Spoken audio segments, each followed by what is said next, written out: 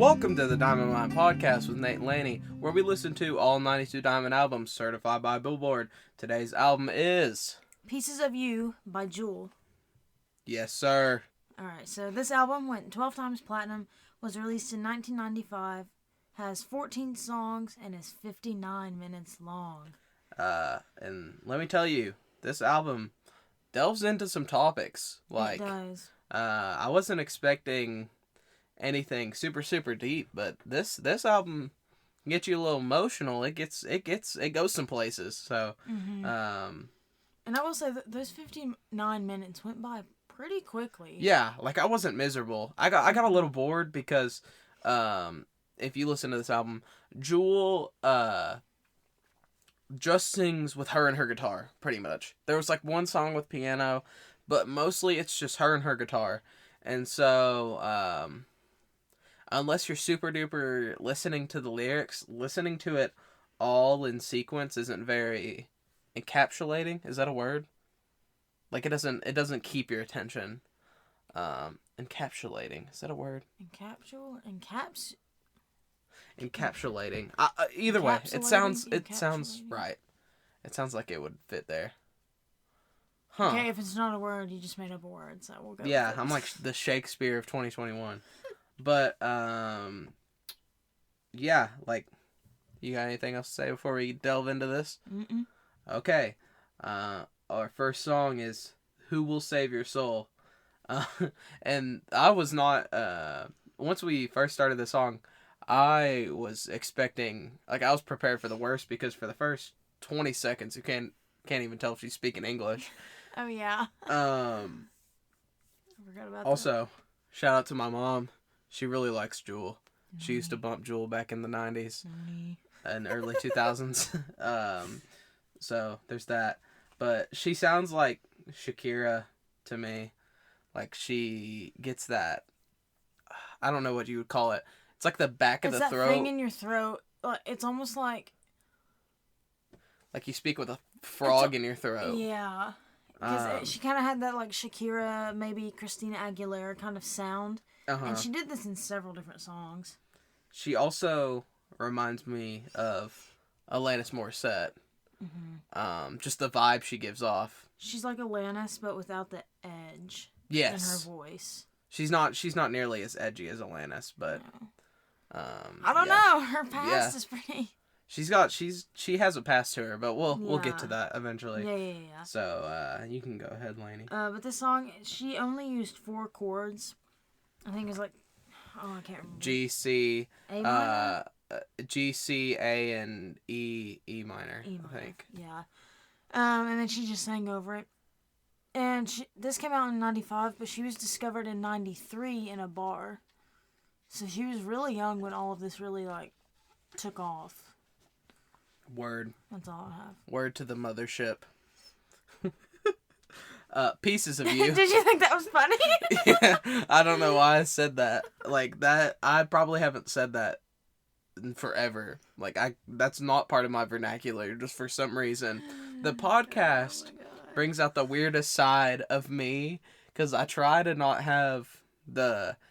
If you listen to Kenny G, the awkward silence or anything. So right. I'll just throw whatever is on the top of my brain out there, and that one. Yellow pepper.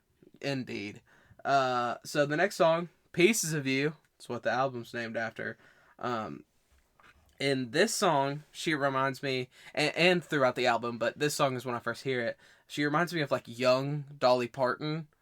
Just gives me those young Dolly Parton vibes. I don't know, her voice sounds like that to me. I didn't hear it until one of the last songs where it was like kind of the spoken part. But yeah, I get what you're saying with that. She, specifically the young part, like she just sounds young in this because she was young. I mean, she was like 18. She was 20 when this album came out, but she was like 18 when she was writing some of these songs. Mm-hmm. But yeah, this song has a great message, but I probably couldn't listen to this on its own because like there's no drums and it's just singing an acoustic, but which that isn't a problem, but the song is like 6 minutes or something. Oh yeah, this one was the longest, I think. Having that like hold your attention, it's kind of tough. So, this song is about how you hate what reminds you of yourself, basically, and that, like, you see something in someone else and you hate that because it reminds you of yourself. Like, she talks about, like, ugly girl, pretty girl. Like, do you hate it because it reminds you of yourself? That kind of thing. yeah. But I do like that her sound is different than what we've listened to so far. Mm-hmm. I think it kept me interested and not just hearing the same crap, especially after going through, like, Backstreet Boys and NSYNC, and we've that. listened to, like, 2 or 3 Garth Brooks albums. Yeah. And, yeah. So she's adding variety in there. And I liked her album. Yeah. I thought this album was pretty interesting. Mm-hmm. I will tell you, with this song, it is very weird hearing somebody just say the F slur. Like, you remember I know what that you're part. talking about. That's just weird to me, because that's so not okay now. But people used to say it. It was a different time, I guess. And, like, she wasn't using it to insult, but still, it's just like Eminem weird. says it. Even in American Idiot, he says it, like... And that was just 2004. That wasn't even in the 90s. But they're also punk, so, like... And they also still say it. But in the song, though. Yeah. But, like, yeah. That's all I have for this one, though. Okay, nope. The next song is called Little Sister. Just good folk vibes. This is the point where I was like, oh, none of this is gonna have drums. Yeah. And so I really thought that listening to this straight through was not gonna be able to hold my attention, but it kind of did for maybe the last like couple songs. I kind of rocked off the boat, because I'm showing Lainey right now, and I know y'all can't see it, but I wrote a lot for the first like good little bit of the album, and then these last few songs I did not write a lot. Yeah. So yeah, it's pretty much all I have to say. I just overall appreciate... I didn't really have anything about the song specifically, but I appreciate that her songs have a lot of meaning. Mm-hmm. And they're real and genuine, and she also has raw talent, so, like, she's just all there. I give her props for that. As a musician, she is very... What's the word? Authentic. Yeah, authentic, maybe, like, well-rounded is what I was more shooting for. And I feel like she's underrated. Like, I don't hear anyone talk about Jewel. No, I don't hear any... When we first looked at this, we were like, who is Jewel? And then my mom played me some Jewel songs, and I was like, oh, I've heard that song, like, specifically, You Were Meant For Me. That's probably her most popular one, I think. See, but I hadn't even heard her version. I think I heard a cover of hers. Well, it said on the TV while it was playing that, you know how it, like, shows facts and stuff while you're, like, listening to certain songs? Yeah, it said that that's not her, like... That's not the version that exploded. She made a different version that was off the album. No, but I heard a guy singing it. Oh, word? It wasn't even a woman. Yeah, it wasn't even a woman. I don't think I've ever heard a guy sing this song, so... Oh. Yeah, well, that's where I heard it. So I didn't really know. I'd heard of Jewel before, but I hadn't heard any songs from what I knew. Yeah. But yeah, and no one says Jewel's their favorite, like, artist or anything. So if you're out there, let us know, but whatever. That's all I have. Okay, I've kind of, like, scrolled through my notes. So the next song is Foolish Games, right? Mm-hmm. Okay. Another song, almost 6 minutes. Wait, I'm about to burp. There's some piano in this song, so it's not just her and her guitar. So that was a nice little variety spice. Change up. This is 100% some mom music. Like, Lainey be knowing my mom, because obviously we're related. Actually, have we ever made that apparent on the show? That we're related? I don't know. If we did, it was in the early, like, one of the first couple episodes. Yeah. Technically, through some, like... Before we got pimped out in our camp chairs! Through some, like, weird way, we're cousins, but I'm her uncle. Don't let her tell you differently. I am Lainey's uncle even though I'm, like, 3 years younger. Uncle Cousin Nate. Yeah. That's what I'm going to call you from now on. Okay, understood. But, like, my biggest complaint with this is it's just a little boring. Like, I didn't like this song that much. I'll be honest. Especially since a lot of her songs are riding more on like the 4.5 minute, 5 minute line. Mm-hmm. When there's no drums and it's just acoustic, it's nice, chill, folky vibes. But if the lyrics aren't like reeling me in, I'm not there. So It's probably. I mean, I know what the song's about, so and that's might be part of the reason you didn't really appreciate this song. Yeah. You can go ahead. Okay. I'll continue in a minute. Yeah. So it's based on a guy that she dated or like fell for or whatever when she was 16 years old, and she wrote about it in her journal, and then like her journal entries became this poem, and then a year later she turned it into the song, and that's when she was performing at like coffee houses and bars and stuff like that. And so when the song was released, it peaked at number 2 on Billboard Hot 100, number 4 on Billboard's Adult Contemporary chart, and it topped Billboard's mainstream top 40 and the adult top 40 charts. What is the adult top? What does that mean? I don't know. I have no clue what that means. But basically, what I was gonna say, and this isn't like this is why I just let you go, because it's just a little thing. The complaints could be a lot worse though. Like, it's not that I think the lyrics of the songs are bad, or that she's like too poppy, or that I don't like her voice, because she has a great voice. It's just like a little boring sometimes, but it could be a lot worse.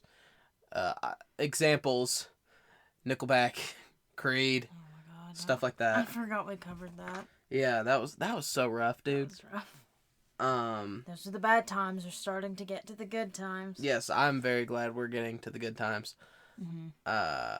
Wait, it's somebody's birthday today. Oh, it's Charlie D'Amelio's birthday today, guys. Oh my gosh. Turn up for Charlie D'Amelio. I want to cut that out. I want to cut that out. Absolutely not. It's got to stay. For some reason, that's number 1 on Twitter right now, and I think it's very funny. It has been since yesterday. But isn't it her birthday today? I don't know. But it's been on for... She has like 100 million followers on TikTok. Isn't that crazy? Yes. And she's only... Well, I guess now she's like, what, 17? 18? She's definitely like 17. Hold on. Charlie D'Amelio. I like Dixie better. There, I said it. She's 17. She was born May 1st, 2004. Is Dixie younger or older? Dixie's older. Dixie's 19. Okay, yeah. That makes more sense. But yeah, he's just scrolling through pictures now. Alright, is that all you have for this one? Yeah, of course. Alright, so next song is Near You Always. Yes. So she can really play the guitar. I can really appreciate that. When she's soft is when I get the Dolly vibes. Yeah. And when she's loud is when I get the Shakira vibes. But it's only when she doesn't do it every time though. She just has like the there's certain times that she has like a little I don't want to say a frog in her throat because that kind of makes it sound like bad. Like that noise, you know? Yeah. Yeah, it's like that. I don't know. It's a very throaty sound. I didn't really know what to say. Like, I enjoyed the song, but it's kind of hard to say much about the sound that she produces rather than just like the lyrics and the meanings of the songs, because and this is by no means an insult, because her lyrics are nice and I like how deep her songs are and she's a great storyteller. But if you've heard, I think I just figured out who she reminds me of. Who? You can continue. I'll get to that in a second. If you've heard a Jewel song, then you've heard her sound. You've not heard her lyrics, and she's still worth the listen. But if you've heard a Jewel song, you've definitely heard her sound that she produces. Yeah, because every song it captures her sound. At least with this album. Yeah, and I mean, to be fair, I've never heard a Jewel song that isn't on this album. I don't think. Unless I heard it and not even knowing it was Jewel. But, yeah, like, so take not take it with a grain of salt, because, I mean, we just listened to a whole album of Jewel. That's probably more Jewel than the average person has listened to. But, yeah, if you've heard one song off this album, you've heard her sound for this album. Unless you really like Jewel in the 90s. Yes. The only thing I wrote down for this song, other than like the Alanis Morissette thing, which you've already covered, is that she sounds like she would have a very powerful voice, but she chooses to have that softer approach for most things. Mm-hmm. Oh, okay, so, but the person I was thinking of, she sounded, I think this is it. I think it's Joni Mitchell that I'm thinking of. Oh, the pave paradise and put up a parking lot. That song is a banger. If anybody would actually like a song suggestion that isn't Jewel, it's called Big Yellow Taxi. And that song is super duper good. If anybody would like to listen to that, but So specifically is, the Joni Mitchell version. Both Sides Now. Have you heard that song? I don't think I have. That's a really good song. She's a very talented lyricist, I guess. But I think that's who I'm thinking of, is Joni Mitchell. I could be wrong on that, but I'm going to leave it at that. Pave paradise and put up a parking lot. That's how she ends that song. I know, but... Alright, I'm done. Okay, the next song is Painters. I called it on this song. For the first little bit, I swear, and I promise on everything, I didn't look at the lyrics or anything. I said, this song gives me the first 10 minutes of Up vibes.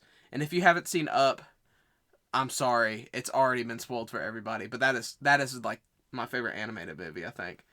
Little tidbit about me. But Little fun fact. But you know, the first 10 minutes they grow old together, and then the woman dies, and the old man is very, very sad. But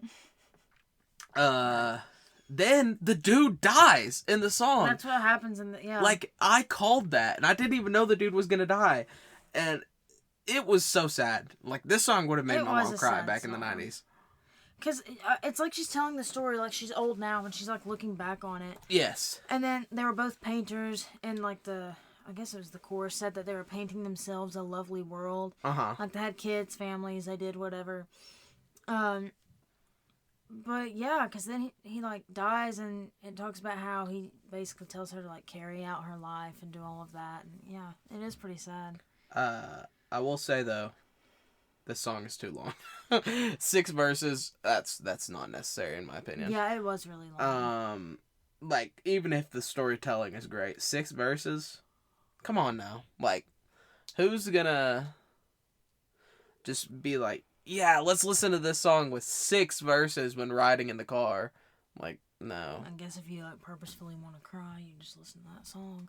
Yeah, golly. But it's like that song Christmas Shoes. You know that song?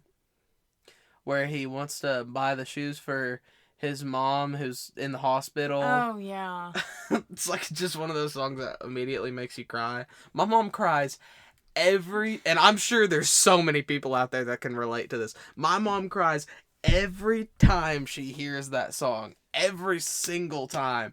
And every time it comes on, whenever it's around Christmas time or something, she's always like, I need to delete this song off my thing. And she never does, dude. See, I never listened to that song, though. Like, dude, it's just the stereotype of, like, that song makes moms cry. Because, like... You're really calling your mom out this episode. Dude, hey, Mom, Noni. I love you. But... song... that song... Every time, just, man, I really need to delete this song off my thing. 'Cause I'll look over and she'll just be like, then we'll be like driving, and it's like, Mom, you can skip the song. Oh, anyways, I'm gonna hop off my little. You Noni rant. Yeah, Lainey calls my mom Noni.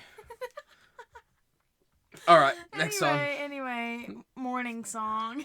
Have y'all heard Banana Pancakes by Jack Johnson? That's another song suggestion. It gives off the same. But this is the female version of Banana Pancakes. Well, I guess Banana Pancakes by Jack Johnson is the male version of Morning Song, because Morning Song came first. Right? Call him out. She has a beautiful voice, and the guitar just fits the vibe. I think this is one of my favorite songs off this album. This is just, I don't know. I really, really like this. She matches the vibe of this song very perfectly. Yeah, it does make sense for her. Uh-huh. I mean, because, it says morning song. That's basically what it's about. It's her and a loved one spending the morning together. And just, like, wanting to lay back in bed. And it references a book called Henry and June in the second verse. I appreciate her. I've never read that book. Neither have I. Didn't even know it was a book. I looked it up. I don't like reading. Hey! Shout out to all my people that can't read. Alright? Okay, I don't... Don't look at me like that. You're making me uncomfortable. This is like moments where we need face cam. I make you... That is true. They'd see me with my jank We'll adapt. iPhone headphones in, and you have your Beats on, looking all professional. Maybe... Okay, maybe... Yeah, but also like stare off into space for the majority of this podcast. Let's lay this down right now. When we get a better room for recording, and it's not just a closet... You're telling me this isn't great? Where would we put the camera? What are you talking about? Behind the diploma. Would Or we on get a top better of it. room for recording where we can get better angles of our faces that aren't just like upper angles of us? From like Scooby-Doo. Oh yeah, there's a big Scooby-Doo on the shelf. We will have face cam. I'm going to lay that down right now because I want to commit myself to it. Now that I've already said it on the podcast, we have to do it. Whenever we get a better room, maybe some sound foam, maybe a little setup. Maybe we don't sit in lawn chairs. Maybe. Hey, I said maybe. Chairs? There's a difference. I said maybe. Then No, we get lawn chairs. yeah, Upgrade the lawn chair podcast. Then we will have face cam on the YouTube. Hey, this perfect segue. Oh God. The YouTube, the Diamond Mine. It's getting updated slowly. Correct? Yeah, I'm about to finish finals and then I'll get on that. Yeah, Lainey's doing finals right now for college, and then she's free for summer. I have like 4 weeks to go. Yeah. So there's 3 weeks, 3.5, something like that.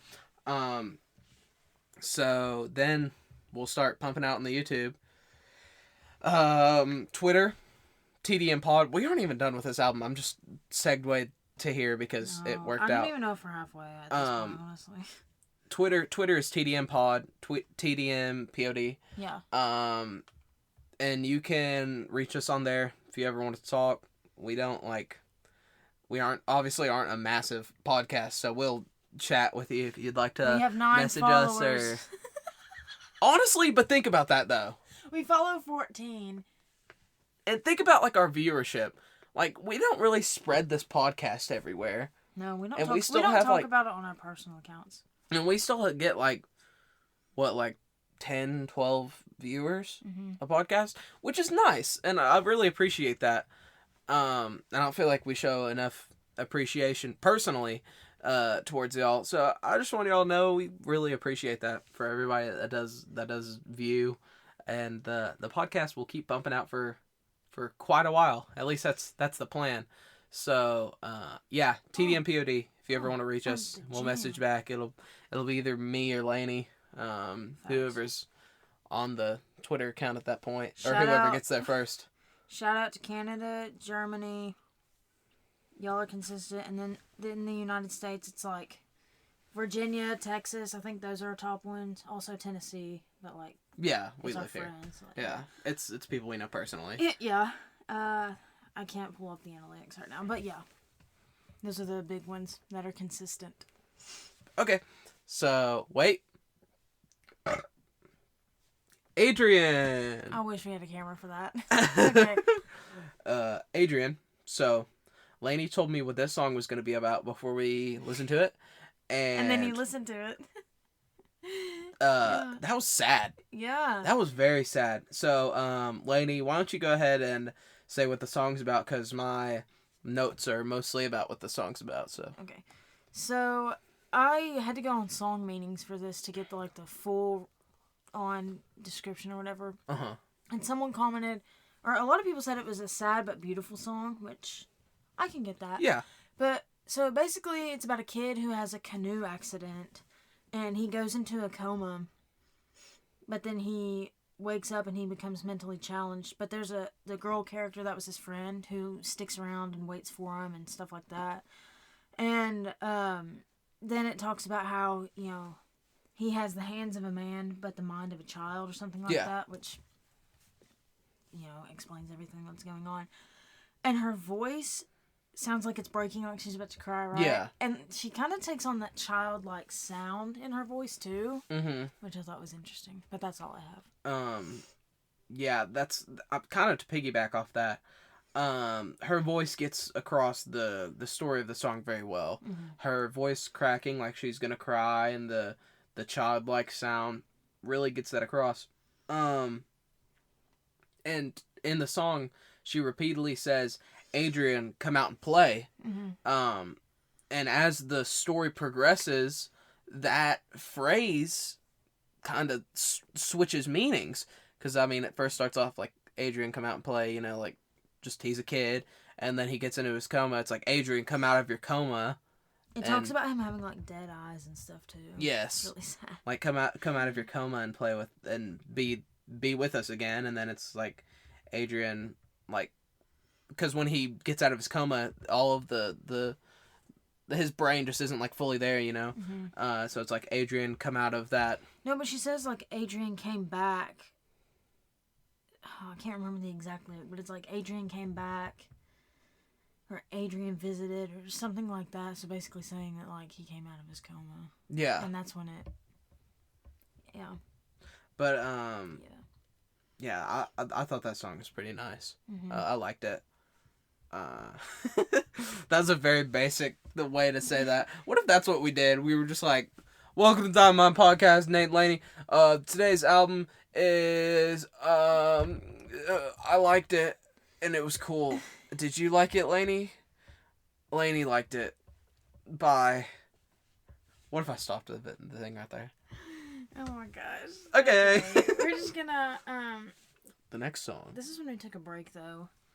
And Oh, I found a Rolling Stone article about her called Jewel Cosmic Girl, Mm-hmm. which then talks about, like, how she has a memoir about her life, basically. Yes. So go read her little memoir book that she wrote, and go read the article. It's interesting. She's had a crazy life. Yeah. And then Nate sang the SpongeBob Ripped Pants song. Yes. Sang and played on the guitar, all for Laney. That's true. So would you like to take that segue and talk about her life, or are you planning on talking about her life later on in the album? You can just do it now. Okay. You can take the reins on this, because you've done more research than I. We listened to this album right before this. We've kind of switched to listening to the album before we record the podcast, which honestly I kind of like. Yeah, I'm okay with that. So yeah. I mean, her different songs cover different parts of her life. Like, Daddy talks about it's for the point of view from a child who's mentally and physically abused by their father, and she experienced that in life. And then, You Were Meant for Me, is basically about a young girl who, like, hopes that her ex will realize that they're meant for each other. Like, it's true love or whatever. But what's crazy about that is that she was on a date with the guy, like, who this song kind of inspired by. What was his name? I think it was, like, oh no, I can't remember now. Hold on, I have to look it up. Oh gosh, while she's looking up, I gotta do my famous Nate stalling for time. So right now, I'm looking at the board game Guess Who. Have y'all seen those videos of where it's like, Guess Who, but by opinion? So it's like, does your person look like they work at Subway? Okay, Laney's time. No, but also I've seen Guess Who's where it's with, like, YouTubers, but only YouTubers that have had scandals. So it's really funny. Steve Poltz. And so the story is that they were on a date and they wanted to go whale watching, but they couldn't get a boat to go whale watching, so they ended up convincing a police boat to take them out. But what ended up happening is that they were on a drug bust kind of thing, and then didn't have time to drop them off. So they took them with them, gave them AK-47s, and they, witnessed were a part of a drug bust, but no shots were fired. Mm-hmm. So it was fine, but yeah. And they got a picture of the man was holding a kilo of weed in his hand, and then Jewel was holding an AK-47. Hold on, I want to see if I can find that. But the next song is called I'm Sensitive. And if you want to get into that while I'm looking for that Yes. picture. So this one was more upbeat, especially compared to the Adrian song before, but I'll read the Genius lyrics synopsis. Mm-hmm. It says that this is perhaps one of the most straightforward songs off of Pieces of You. This song is an ode to Jewel's own sensitivity. She croons through the first 2 verses of the song to reiterate that she is emotionally sensitive to any negativity and criticism directed towards her. By the 3rd verse, Jewel displays that being naive plays a part in being sensitive. And yet in the final verse, Jewel suggests a solution to the problem, which is that instead of spreading negativity, perhaps the world ought to consider the sensitivities of others by simply being nice to one another.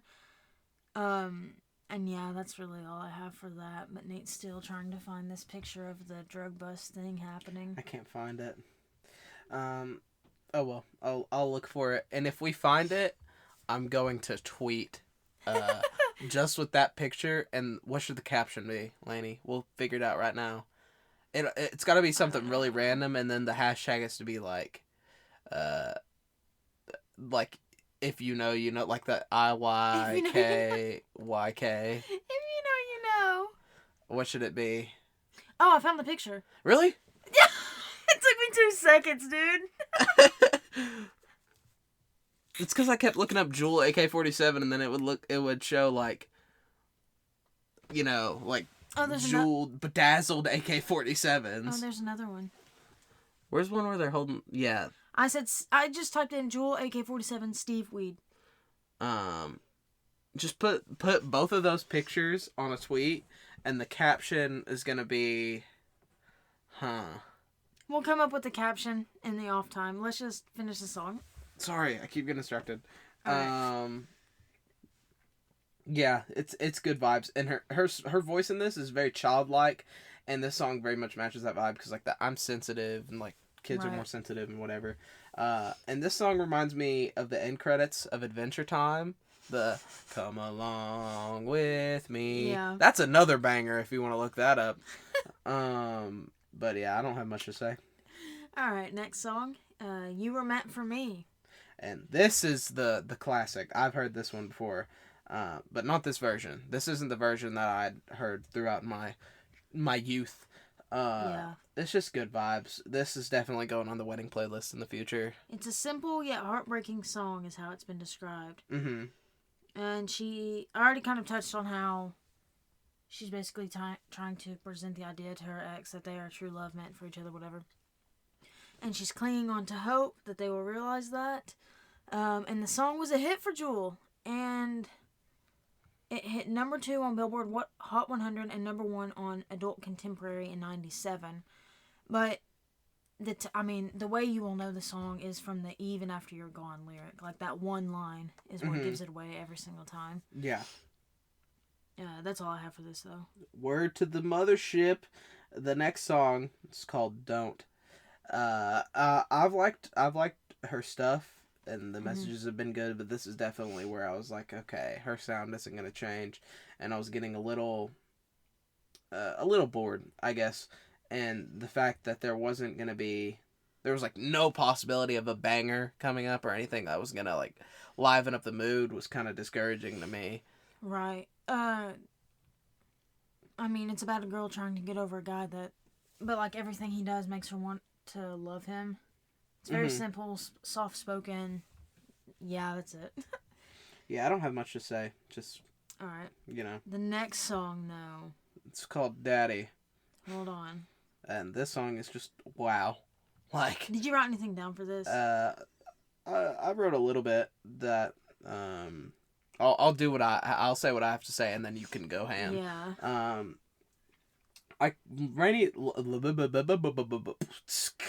Lainey had read me a little bit of the lyrics, and I'm gonna read to you also. I couldn't imagine these words coming out of her soft voice. Right. And when she said the words, but that's what makes it so powerful. Yes, is because it sounded so weird coming out of her mouth.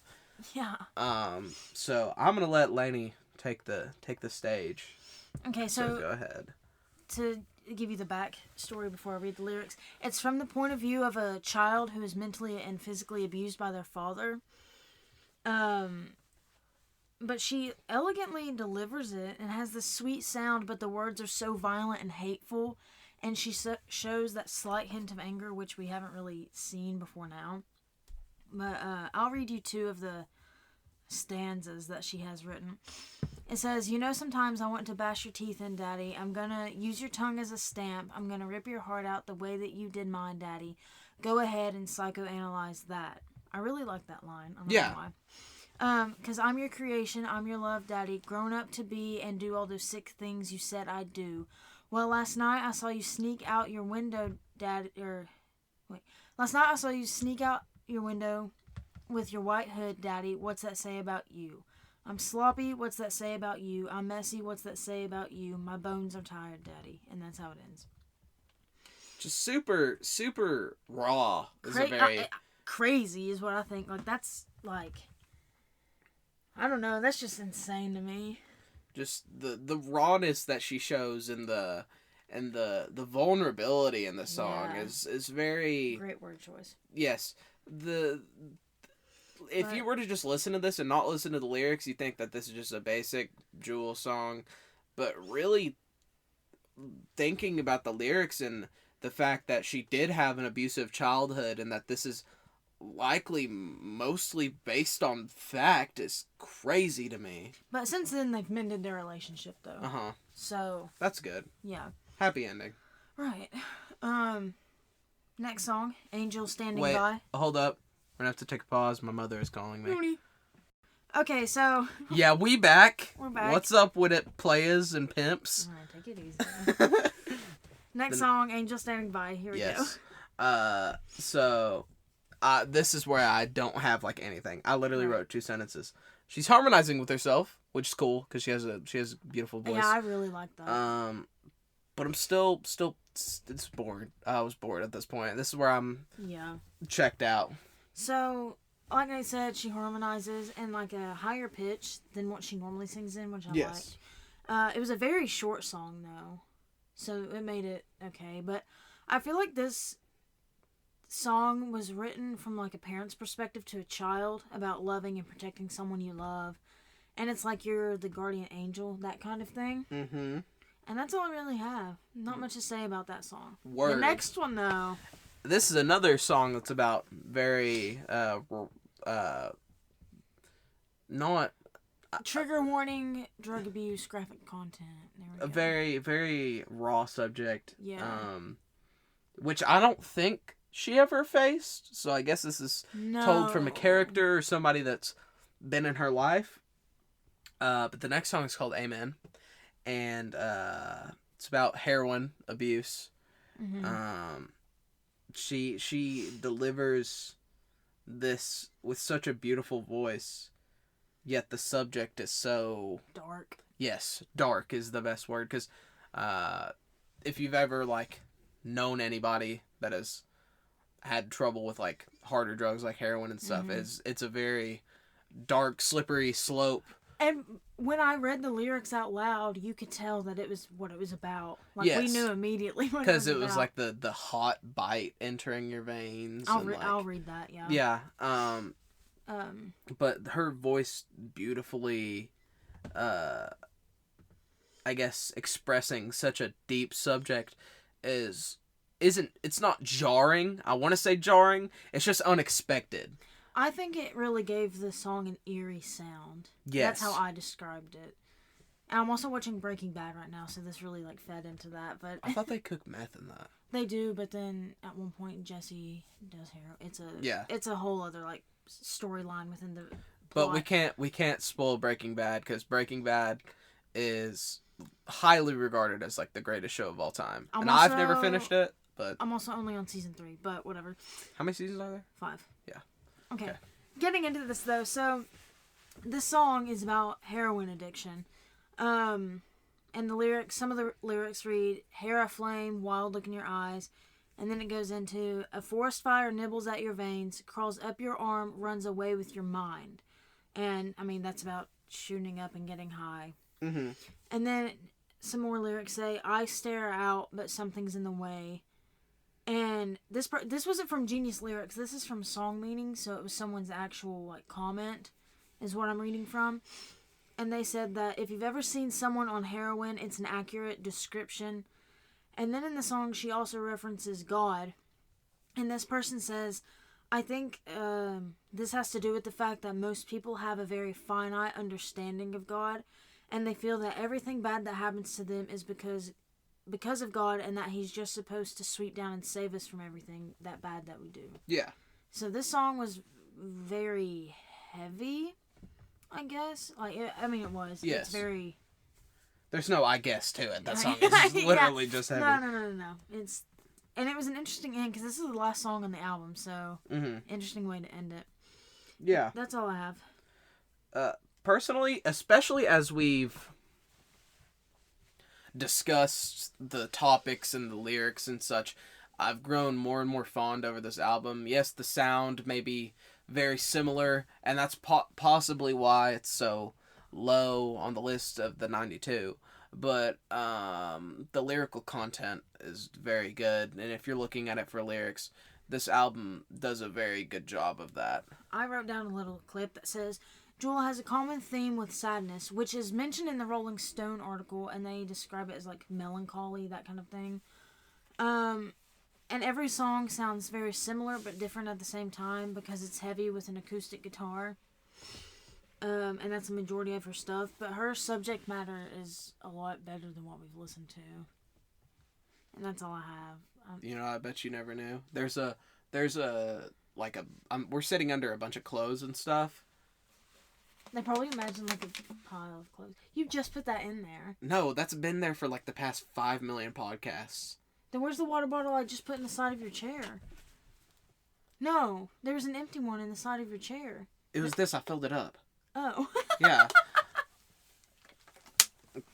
Trust. This has been there for like a million podcasts. And you're just putting it back. Yeah. I hope your mom puts that coat on. It's like, what is that? Anyway, wrapping this up, where on the 92. Yeah. This is. If we were just grading for lyrical content and what the songs are about, this would be very high. This would be 20s, honestly, for the lyrical content. But we also have to grade it on listenability, and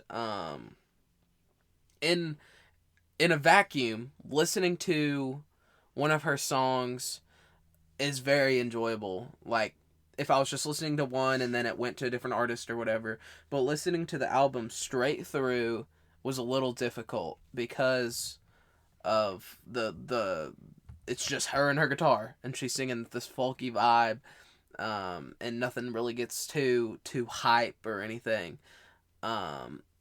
So probably like 40s, maybe 50s, somewhere in there. Because that's what I'm trying to gauge, because we have a lot more to listen to. Some are going to be worse. Yes. And people are putting them high. But some stuff's going to be really good. Yes. Like Beatles, Led Zeppelin, stuff like that. So I'm trying to gauge this, because we've already listened to some albums that are just hot garbage. And we've already listened to some that, honestly, like, are super duper enjoyable. Like Santana and Matchbox 20. Oh my gosh, speaking of, I had a playlist on the other day, and Kenny G came on. It all comes back to Kenneth Gorlick. It was, by the time the night is over. It was that song. That song bangs. No, that's why I put it on a playlist. Thank you, Kenny. Anyway, I agree, 40s. That's a solid. And they put her sucks. extremely low on this list. It sucks. 40s undersells her musical talent so hard. Her capabilities. Yes. If it was just based on musical talent, she would be one of the higher artists on this list. 100%. Obviously not ahead of legends like the Beatles and Led Zeppelin and all them, but she would still be. I think the Eagles are on here. They'd also be really high. I think the Eagles are on here, but I think it's one like of their the greatest hits. It's their greatest hits album, because Which I know we'll get to that. it's one of the best selling albums of all time, actually. No, I know. It's because they have so many hits, and then when they compiled them, it just blew up. I don't know. Yeah. We'll get to that one though. But 40s really undersells her talent. Now that I'm thinking about it more and more, if we were just grading off of lyrical content, this is in the tens, dude. This is like teens, maybe even breaking the single digits.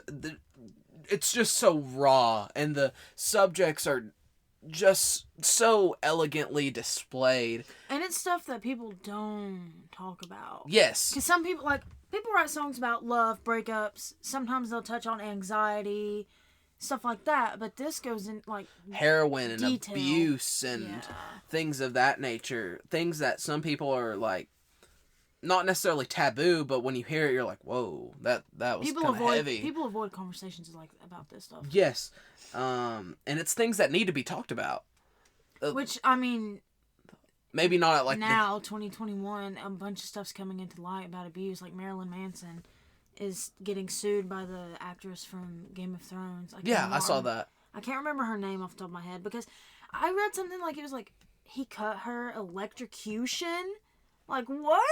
Oh my gosh. Electrocuted her. Wild. Anyway, but yeah. Crazy stuff. Yeah. Jewel, I'm sorry that you're in our 40s, because that undersells you so hard. And maybe you'll move up in the list whenever we hear more things and we think back on this album. This is her first album, so we don't know what the other albums are like. Does she implement more instruments, or does she stay with the acoustic? We don't know. Or does she become less deep and become more poppy? Who knows? Poppy, general. Because if you want to think about it, they corrupt your mind. you were meant for me. That's probably the most popular song off this album. One of maybe 2 or 3 the most popular songs on this album, and it's probably the least deep one. It's just about having a dude and she wants him to be the one for her, basically. Trying to convince him that he's for her. And yeah, but then they had the whole drug cartel story thing that happened. Yeah, and that was interesting. But who knows? Maybe she got more poppy.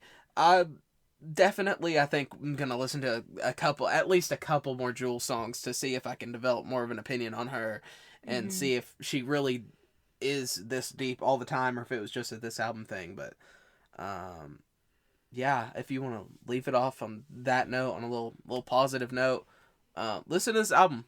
Honestly, do it. This album was pretty good. This has been the Diamond Mine Podcast with Nate and Lainey. Oh shoot, what will we have next? I just looked it up. Hold on. I can't believe this might be the first time we don't know. Oh my gosh, time out. No. T.O. No. Well, I'll just make the outro. All that pops up right now is Jewel AK-47. This has been for part 2. I'm just gonna extend it. This occasion that you have taken part in has been named the Diamond Mine Podcast, and it has been brought to you by Nate and Lainey, and we will have a podcast coming at you next week. Oh my gosh, that was a long thing, dude. That is over the subject matter of the album Up by Shania Twain. So, see you guys.